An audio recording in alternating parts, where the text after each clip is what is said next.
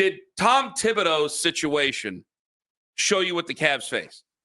I'm going to say something that's going to be taken very negative. I'm trying not to be that way because I'm a positive person. Is the clock already running on Kenny Atkinson? Because I thought Tom Thibodeau did a good job. The honeymoon is over. It's not that the honeymoon's over. I just think the honeymoon abruptly ends in the NBA. Like, it is so much. I don't want to turn this in. I don't want to make the same mistakes I made with JB Bickerstaff where I start looking for problems with these guys. You remember during the final or during the Eastern Conference playoffs, we didn't get to the Eastern Conference finals. We lost to the Indiana Pacers. There was some questions about when to challenge, not challenging. Okay, those are basic questions.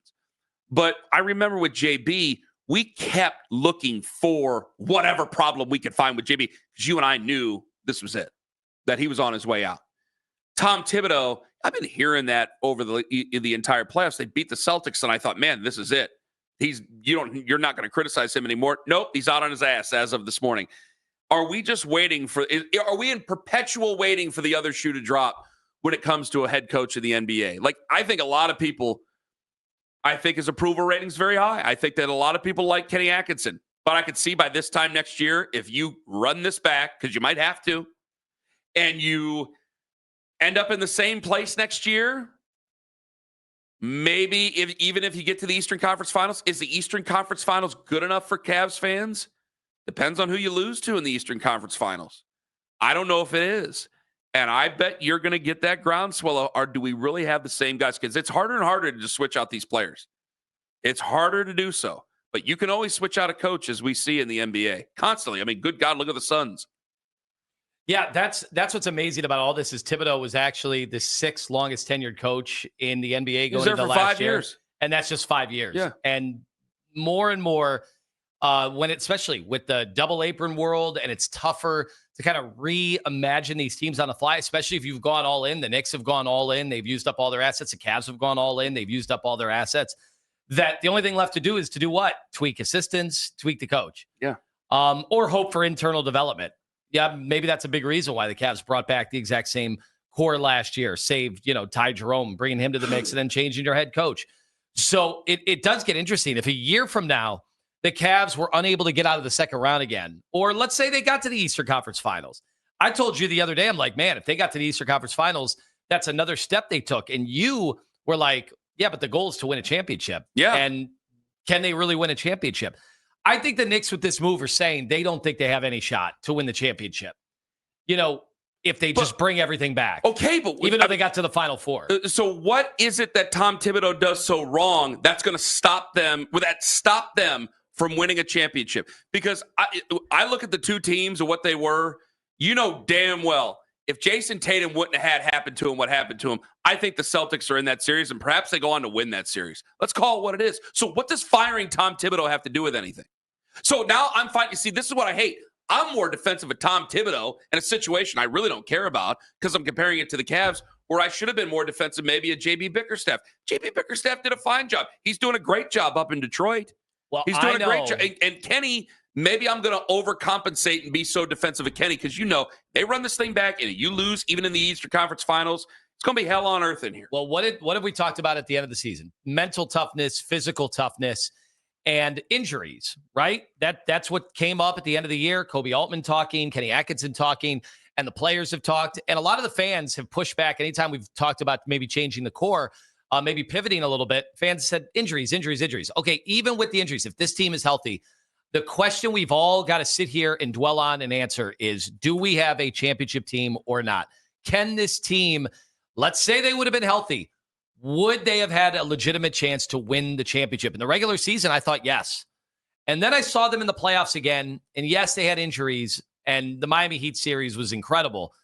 But against the Pacers, wondering, and I guess we'll see what happens with the Pacers against Oklahoma City, does this team have a championship? The Knicks were saying with this dismissal, they did not think they really had a chance to win the championship. 216-474-0092. I want to ask you guys, I still think this can be a championship team, but that makes me have to force myself to say the Eastern Conference Finals are not good enough. If they aren't good enough for the Knicks, they sure as hell ain't good enough for us. We won 60 games. We're the one with the good young nucleus here. We're the ones that stood pat. We're the ones who were as patient as we possibly could be. I found this during the break. I couldn't believe this. This was sent to me. I didn't realize this. I thought it was nuts. It took me a minute to grasp it. Bovada, who they usually send us their emails, and I must have just accidentally X'd over it because there's a bunch of them, whatever. I was trying to get to a Guardians email earlier this morning about making sure about who's pitching tomorrow. Bovada has their odds for the Knicks going in. This is the next head coach of the Knicks. Best odds, Johnny Bryant, Cavs assistant head coach, plus 240. Number 2 is Kenny Atkinson at plus 400. You understand this is coming off a conversation we just had. I did not see this until 5 minutes ago. No, sad thing is this was sent to me yesterday, and I skimmed. I went to the top name, which is Johnny Bryant. Then I looked down, and I saw Jay Wright. And so you're just skimming, looking for big names. I'm looking for Mike Malone. Oh, my God. This is what happened. I saw Johnny Bryant. I must have just passed Kenny Atkinson because I saw Mark Jackson go, how is Mark Jackson still on these odds things? It's been over a decade since he's been a head coach in the NBA, and he's always on these things. And I'm like, the normal names of Barrejo, Cassell's been brought up, Vogel, obviously, Budenholzer. I just passed up Kenny Atkinson. I didn't even think about it. And we're a year away from all this. Because this is if we don't get to the finals, not the Eastern Conference Finals, I think we got to skip a step now. If we don't make it to the finals, I think this is the same conversation we're having next year. There will be people calling in to fire Kenny Atkinson. They're calling Karl Anthony Towns everything but a nice person and a breathing human being over in New York right now. I mean, this is where it's at. And I think that we're getting close to that conversation this year with them losing in the second round again with Darius, with Jared Allen. I still think Donovan's untouchable. Evan Mobley, I don't know if that's a third rail to some people, but he is with me. But I'm telling you, man, when it comes to this, I think the Knicks are just us in power mode right now. I think next year's probably that time. Well, I would say this. Throughout the season, we had all, and rightfully so, talked about the coaching advantage of Kenny Atkinson. And even though at times I was like, well, guys, I mean, he has Ty Jerome now. Evan Mobley's, his offseason was huge, in which Kenny Atkinson wasn't even really there much in the offseason. So I didn't know how much credit to give to Kenny, but it was pretty clear that the players were talking so positively about Kenny that to them it made a difference. And sometimes that's half the battle. Like the players have to feel, good in that league, right? I mean, we talk about that all the time. Once the players are down on the coach, the GMs, the owners of this league, they just remove the coach out of the equation. Because in that league, they don't think the coaches are nearly as important as they are in maybe the other sports. No, I think there's some cases where they are special. But, I wonder with Greg Popovich, does he want to stay? And then you had the health situation. Kenny, look at Miami. I told you, I said Spoelstra could want to go. Why stay? But Spoelstra, we all would agree over the last, decade plus, even longer than that, since the first LeBron and Wade run, that Spoelstra was considered around the league to be one of the preeminent coaches, one of the coaches that had been a big part of the, quote, Heat culture. But guys, you saw the Heat team we played. Those guys wanted nothing to do with that place. Yeah. They were done. They were done with their coach. Yeah. And you saw it in Boston. We thought, how many years ago, weren't we saying that Brad Stevens was one of the biggest advantages in all of the NBA?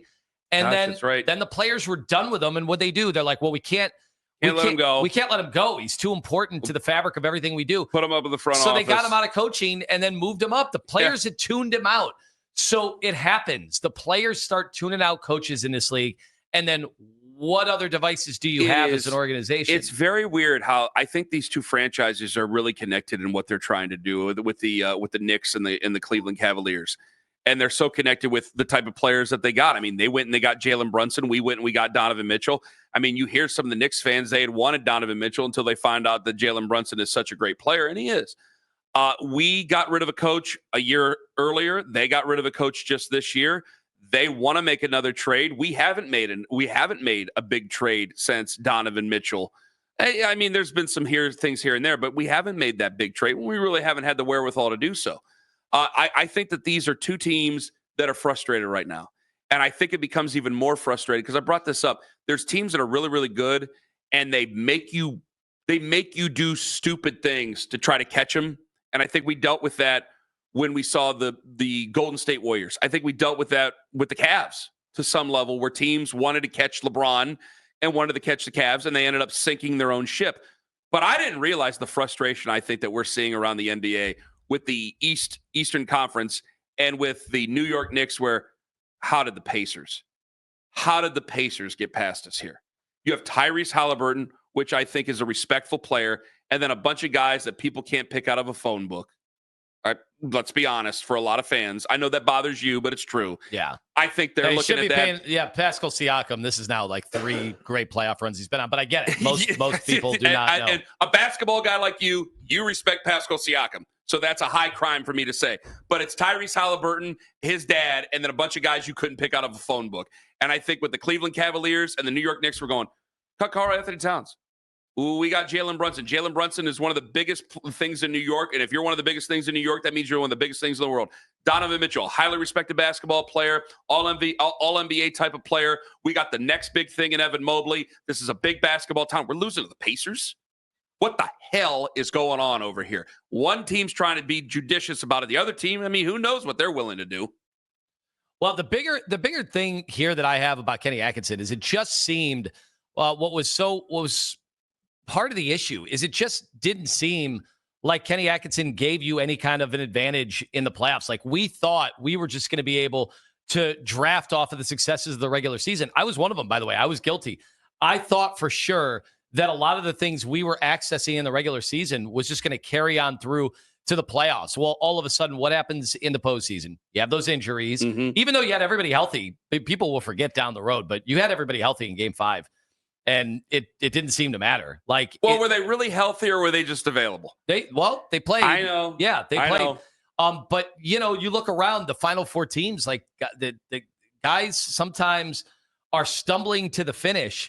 And it just sucked, like mentally. Like I saw Darius Garland get by guys in Game 5, and then he was just biffing layups. So it was clear that the physical then turned into the mental. And what we can't have again next year, we cannot have a situation where you get knocked out again in the second round. And it seems like you are getting either outcoached, a combination of outplayed. And that was what was so hard. Rick Carlisle, like, kind of seemed to everybody that he outcoached our guy in that run. 216-474-0092. Hey, real quick before I move on with this, I don't even know how this works. How important is Kenny Atkinson to the organization, to the Cavs? Is he that important? I mean, it seemed like it this year, okay, right? I'm just saying, if he's that important, you can't trade him for picks, can you? Oh, you can't trade him for. Put it in the trade machine. Don't kill me for it. I'm just asking. No, I do. We don't have a first rounder till like 2031. Mm-hmm. Can you trade Kenny for a first? Yeah. The problem is, I'm sure. I don't know what the Knicks have. picks suck. They were Final Four team.